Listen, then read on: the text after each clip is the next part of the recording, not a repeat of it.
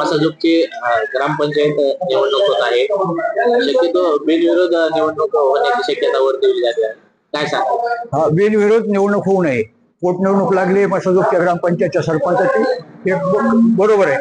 परंतु बिनविरोध निवडणूक होता कामा नये. वेगवेगळ्या विचारांच्या माणसांना, वेगवेगळ्या घटकांच्या माणसांना संधी द्यायला हरकत नाही आणि दिली पाहिजे.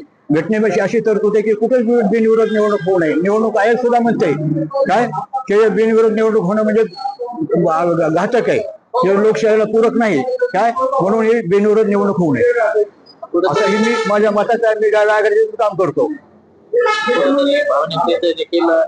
भावनिक साथ देखील दिली जाते नाही, हा, ही निवडणूक बिनविरोध करा म्हणून. नाही, भावनिक विचाराला आहारी जाता कामा नये. विधायकपणा असायला हवा, काय त्याचा वापर व्हायला हवा. भावनिक विचार केव्हाही मनात धरू नये. भावनिकने काही होत आहे, त्यांना विधायक काम होत नाहीत भावनिक विचारानं. मग ही नगर ग्रामपंचायत निवडणूक बिनविरोध होणार का? आपल्याला वाटत नाही होईल म्हणून.